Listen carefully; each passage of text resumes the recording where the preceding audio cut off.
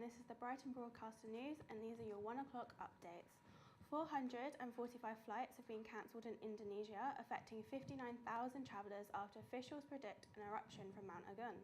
Approximately 100,000 people near the volcano have been ordered to evacuate, and the UK Foreign Office has advised travellers to prepare for cancelled flights and closely monitor social media for further information. Amber Rudd will have to leave the constituency of Hastings and Rye if she is ever to keep her dreams of leadership alive, according to Hastings Boroughs Council leader Peter Chowney.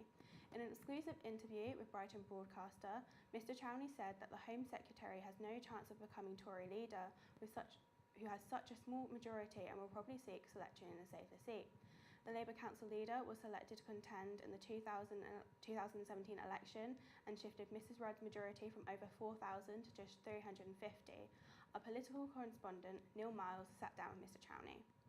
I think if she's serious about keeping her hopes of being a leadership challenger alive, and she clearly is, she's an ambitious woman and she's an intelligent woman too, she can't do that from a constituency where she's only got a majority of 346. So I still think that she will seek nomination for a safe constituency somewhere else. Of course, she wouldn't resign as an MP, she wouldn't have to, just as long as she was selected as the candidate in another constituency. We reached out to Amber Rudd for a comment, but have yet not had a reply. In other news, Prince Harry has announced his engagement this morning to his actress girlfriend Meghan Markle. The Suits star began dating the royal in June last year, and the couple are expected to marry in spring of next year. Clarence House released the announcement this morning. Hundreds of companies are seeking for young students in due course. The number of young people caught acting as money mules has doubled in the past 4 years, according to the UK's fraud prevention service, CIFAS. A mule allows their bank account to be used by others to transfer money in and out of it, and in return keep some of the money for themselves. This money usually comes from fraud, sales of contraband such as drugs, weapons or terrorism. Young people, including students, are often targeted because they are vulnerable and short of money.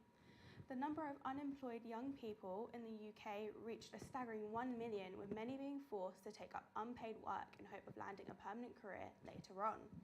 The government says that at any time, up to 70,000 interns are tolling in Britain, and a third of these are unpaid. Why is working for free still acceptable? Emily Hewen went to find out more.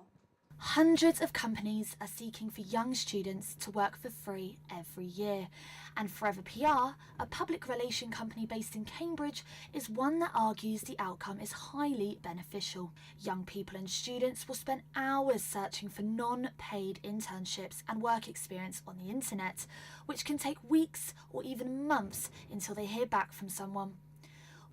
Forever PR is a small business with only 4 employers, but each day is extremely busy, which can become stressful.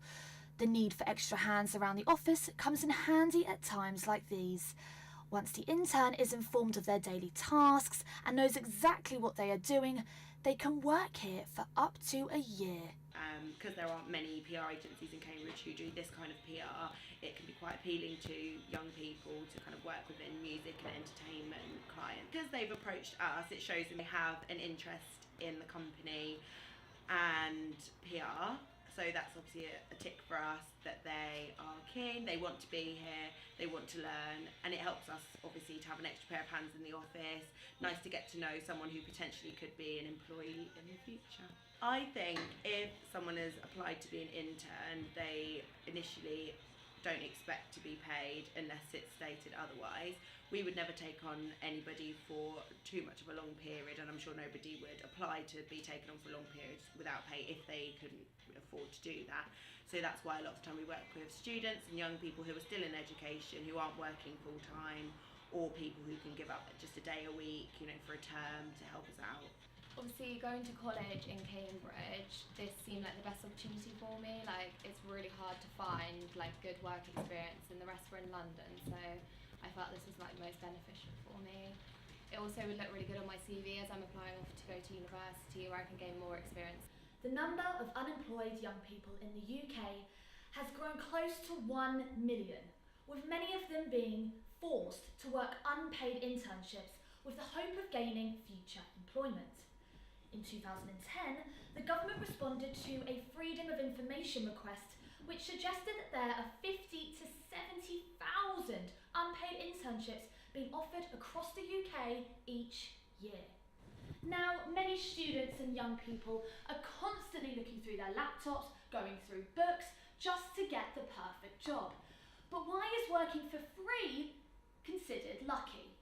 Now, some could argue that it gets your foot in the door in the industry that you'd love to work in.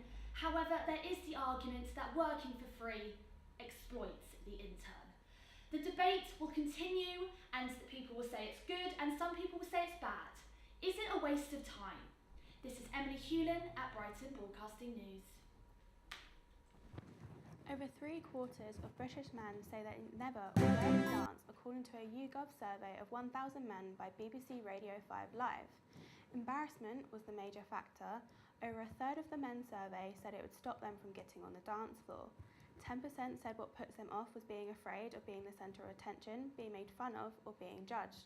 A pair of poochers bravely ventured where few dogs have dared, joining passengers from Manchester on a commercial flight to London. The trainee guide dogs hopped on the Virgin Atlanta Little Red flight before disembarking at Heathrow. The trip was part of a new deal between Virgin Atlanta and Guide Dogs, which will take dogs in training between Manchester and London to help them get used to airports and being on a plane. That's it for now. Stay tuned for the full programme at 3.